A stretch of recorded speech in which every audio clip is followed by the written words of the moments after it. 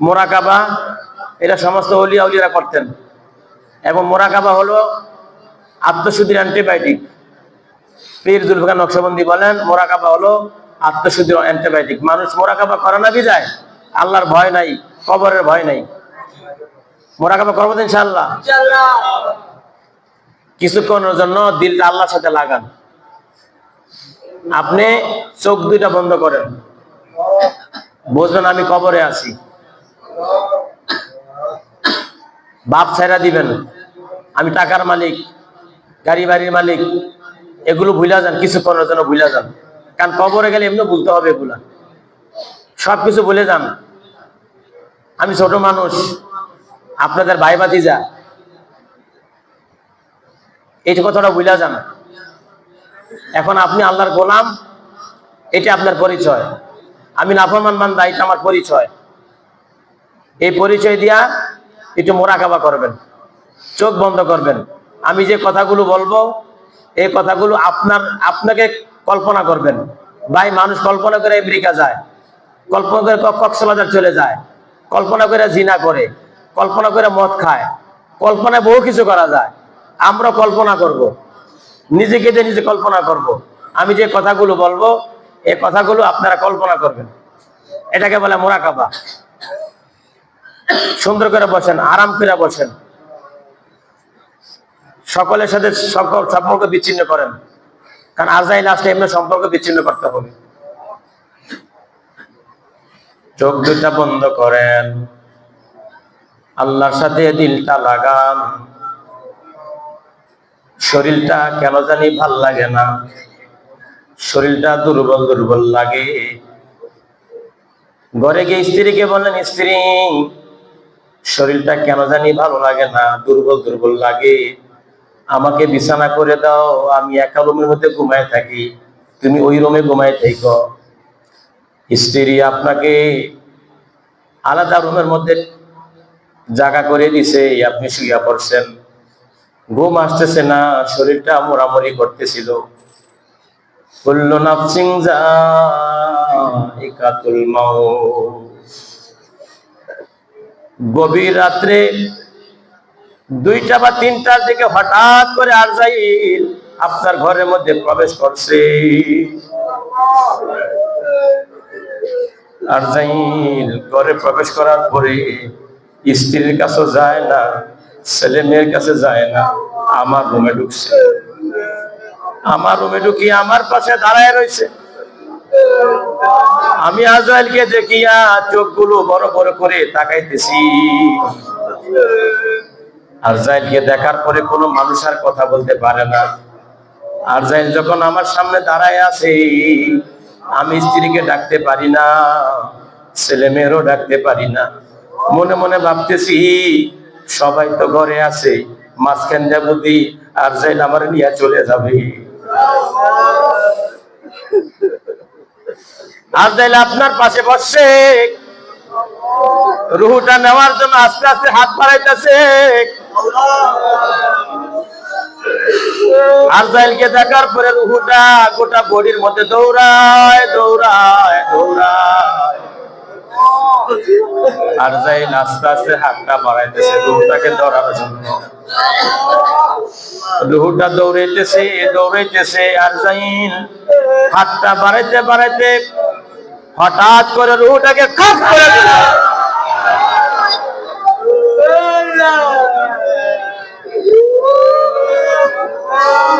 পায়ের বৃদ্ধাঙ্গুলি দিয়া রুহটার টাইম না বার করতেছে। শরীরের প্রত্যেকটা অঙ্গের রক টাস টাস টাস টাস করে ছিটতেছে।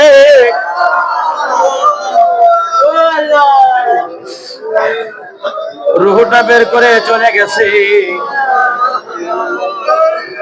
সকালবেলায় স্ত্রী রুটি বানাইছে, আলু ভাজি করছে, নাস্তা খাওয়ার জন্য ডাকতেছে। আব্দুর রহিমের বাপ, নাস্তা তৈরি হয়ে গেছে, ওঠো। কোনো কথা নাই। স্ত্রী স্বামীর কাছে গিয়ে ধাক্কা দিলেন, দেখলেন স্বামী আর শরীরের ভেদে না। চিৎকার দিল, কে কোথায় আসো? আমার স্বামী নাই। ছেলে মেয়েরা দৌড়ে আসছে, চতুর্পাশে ফোন লাগাই দিলে অমুকে নাই। আশেপাশের মহিলারা দেখতে আসছে, পুরুষরা দেখতে আসছে কেমনে মারা গেল। বন্ধু বান্ধবরা বলতেছে, আরে রাতের 12টার দিকে না আমাদের সাথে একসাথে বসে চা খাইছে। আরেক বন্ধু বলল, কালকে না আমার সাথে কথা হয়েছে। আরেক বন্ধু বলল, আমার সাথে এক জায়গায় যাওয়ার কথা বলছিল। কেমনে চলে গেছে। সকালবেলা খবর দেওয়া হয়েছে, কবরওয়ালারা কবর করতেছে, গোসলওয়ালারা গোসল দেওয়ার জন্য চলে আসছে। গোসলওয়ালারা আপনাকে ধরিয়া ঘর থেকে বের করতেছে, মনে হয় এই ঘরে আর কখনো ঢুকবেন না, একবারই বের করে দিচ্ছে। গোসলখানায় নিয়া বরুই পাতার গরম পানি দিয়া আপনার সামনে উপস্থিত করা হয়েছে। নাকের মধ্যে তুলা, কানের মধ্যে তুলা দেওয়া হয়েছে। শরীরের পোশাকটা খুলতে পারতেছে না, কেসি দিয়া কাটিয়া কাটিয়া জামা খুলতেছে। আপনার শরম গায়ে কে কখনো হাত দেয় নাই, আজকে গোসল দেওয়ানোয়ালারা হাত দিচ্ছে। পরের লঙ্গিটাও কেটে কেটে বের করতেছে।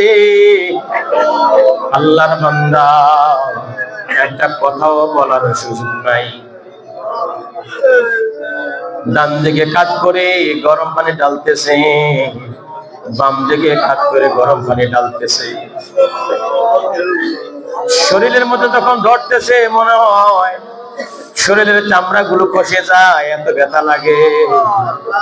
কারণ আরজাইল রূহটা নেওয়ার সময় এত জোরে টান দিছে, গোটা বডিটা ব্যথায় আক্রান্ত হয়ে গেছে। মনের দুঃখ কারে বুঝাবো? কুল্লু নাফসিন যায়িকাতুল মাউত, মরণ থেকে যতই পালাও মরণ তোমায় ছাড়বে না। মরণ থেকে যতই পালাও মরণ তোমায় ছাড়বে না। ভাইরা আমার, গোসল যখন শেষ হয়ে গেছে, সাদা কাপড় আনিয়া সাদা কাপড় পরাইয়া দিছি। এই কাপড়টা হলো মুর্দারের কাপড়, আপনার গায়ে জড়াইয়া দিছে। মাথার মধ্যে একটা বান দিছে, মাঝখানে একটা বান, পায়ের মধ্যে একটা বান, 3 বান দিয়া খাটের মধ্যে উঠাইয়া জানাজার সময় হয়ে গেছে। এবার মুরব্বীরা স্ত্রীকে ডাক দিলেন, আপনার আমার স্ত্রীকে ডাক দিতেছেন, ও আব্দুর রহিমের মা, আমরা তোমার স্বামীর লাশটা লইয়া যাইতেছি। তোমার সাথে 30 বছর 40 বছর সংসার করছে গো।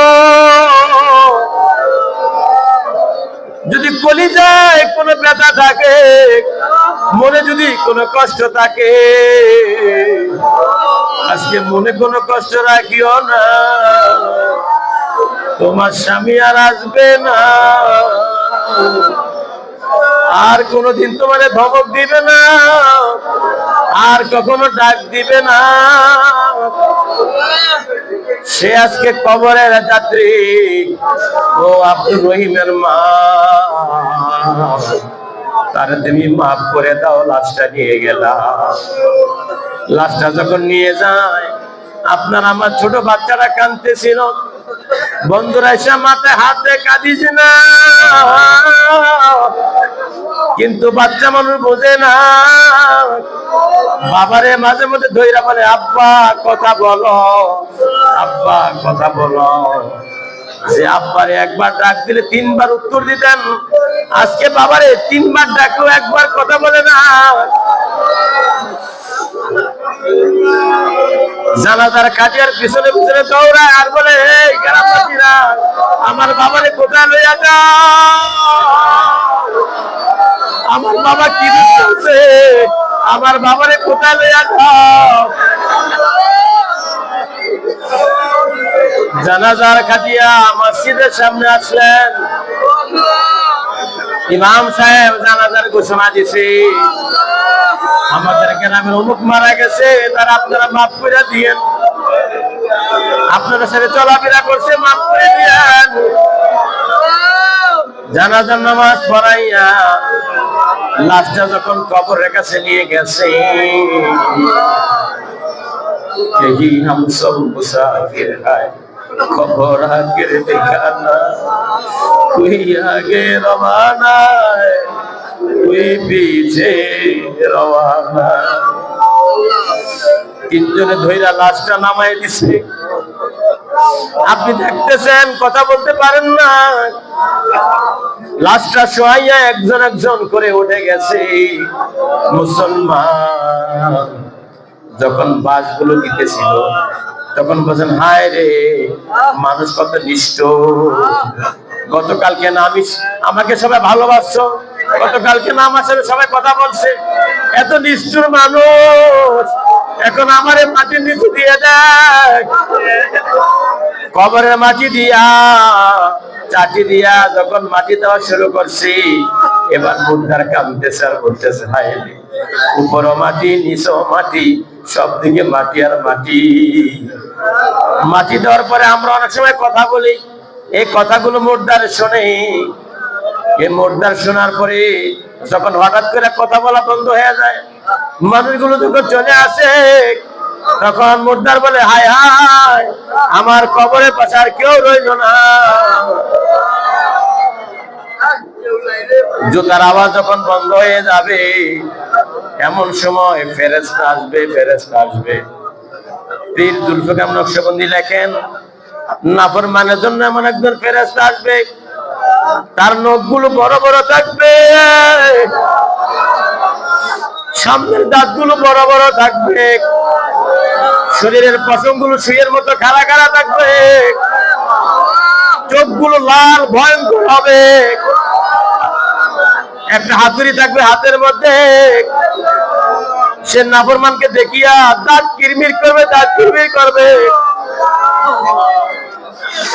নাফরমানকে দেখিয়া দাঁত কিরমির করবে আর বলে, নাফরমান, ও আল্লাহর দুশমন, কেন আল্লাহর হুকুম মানিস না, রাসূলের তরিকা মানিস না। এইভাবে যখন কবরে দিয়ে আসবে লাশটাকে আমার ভাইরা, তখন বুঝে আসবে আমরা কার আপন কার পর। এজন্য আল্লাহর কাছে দোয়া করেন, কাঁদবেন। আমাদের কোনো আমল নাই, আল্লাহকে দেখার মতো এখনো 2 রাকাত নামাজ পড়তে পারি নাই, আল্লাহকে দেখার মতো কোনো আমল নাই। একটু কাঁদবেন, কাঁদবেন, একটু কান্না করবেন। এটা দৌলত, আপনার দৌলত, কিছু নেওয়ার নাই। চোখের পানি নিতে পারেন কিনা দেখেন, কান্না না আসলেও কান্নার বান করতে পারেন কিনা দেখেন। একটু হাওমা করে কান্দেন না। আপনার পাশের ব্যক্তি যদি কাঁদতে পারে, আপনি কেন পারবেন না? মনের বুঝাবেন, মন, আমার পাশের লোক কাঁদে, আমি কেন পারি না? আমার কি হইল? আমি কি মরবো না? আমার জন্য কি আজাইল আসবে না?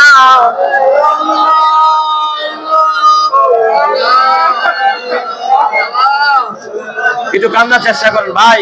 কানতে যোগ্যতা লাগে না, কানতে তৌফিক লাগে, তৌফিক লাগে। এরকম কান্নার